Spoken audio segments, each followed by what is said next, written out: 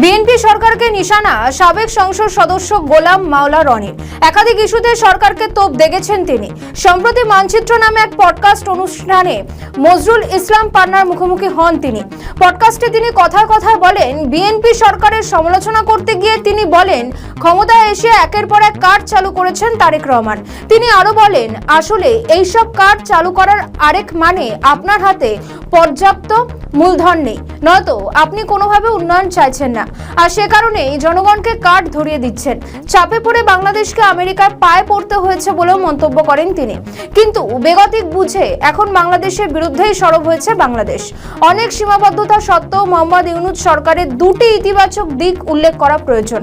একটি হলো টিমওয়ার্ক বা সমন্বিত কার্যক্রম।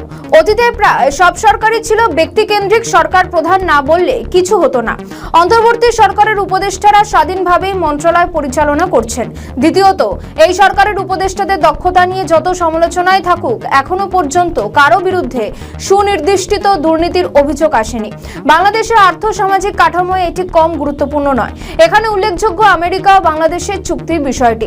সূত্রের খবর, যুক্তরাষ্ট্র বাংলাদেশ পারস্পরিক বাণিজ্য চুক্তির কোনো ধারা যদি বাংলাদেশের স্বার্থের পরিপন্থী হয়, তা সংশোধনের সুযোগ চুক্তির মধ্যেই রয়েছে, মন্তব্য করেছেন বাণিজ্য মন্ত্রী খন্দকার আব্দুল মুক্তাদির।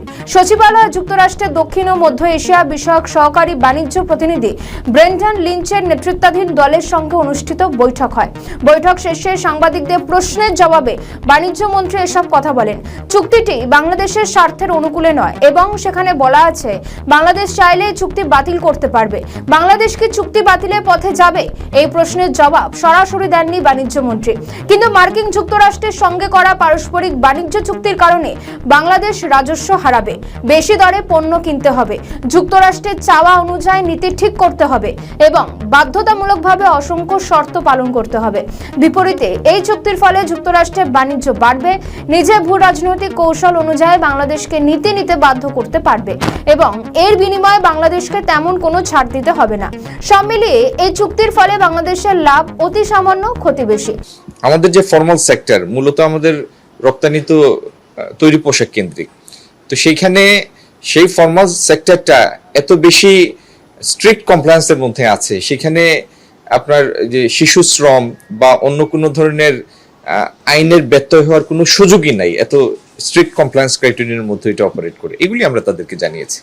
একটা চুক্তির সেলফ কেয়ারিং এলিমেন্ট থাকে, এই চুক্তিরও সেলফ কেয়ারিং এলিমেন্ট আছে।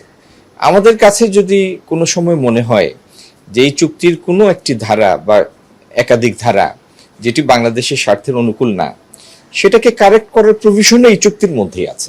যুক্তরাষ্ট্র বাংলাদেশের মধ্যে পারস্পরিক বাণিজ্য চুক্তি তথা agreement on reciprocal trade ART সই হয় গত 9 ফেব্রুয়ারি, জাতীয় নির্বাচনের ঠিক 3 দিন আগে। তখন দায়িত্বে ছিলেন ডক্টর মোহাম্মদ ইউনূসের নেতৃত্বাধীন অন্তর্বর্তী সরকার। আর 17 ফেব্রুয়ারি তারেক রহমানের নেতৃত্বে নতুন সরকার গঠন করা হয়।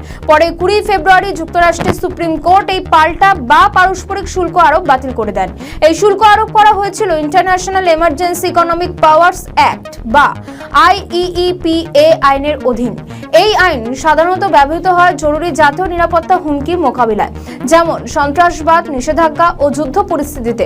আদালত বলেছেন, মার্কিন প্রেসিডেন্ট এই শুল্ক আরোপে আইনি ক্ষমতার সীমা অতিক্রম করেছেন। বাণিজ্য ঘাটতিকে জাতীয় জরুরি অবস্থা দেখিয়ে শুল্ক বসানো যায় না। সুপ্রিম কোর্টের রায়ের পর প্রেসিডেন্ট ট্রাম্প প্রথমে 10% এবং পরদিন 15% শুল্ক আরোপ করেন। এটি করা হয় ট্রেড অ্যাক্ট অফ 1974 আওতায়। এই আইনে জরুরি পরিস্থিতিতে সাময়িকভাবে আমদানি পণ্যের উপর সর্বোচ্চ 15% পর্যন্ত বাড়তি শুল্ক বসানো যায়, তবে এর মেয়াদও সর্বোচ্চ 150 দিন। যুক্তরাষ্ট্রের সুপ্রিম কোর্ট পারস্পরিক শুল্ক বাতিল করলেও এর আগে যুক্তরাষ্ট্রের সঙ্গে আলাদা চুক্তি করেছে বাংলাদেশ, তবে এটি এখনো কার্যকর হয়নি। এর কারণ হচ্ছে চুক্তিতে বলা আছে যে দুপক্ষই নিজেদের আইনি প্রক্রিয়া শেষ হওয়ার কথা লিখিতভাবে জানাবে।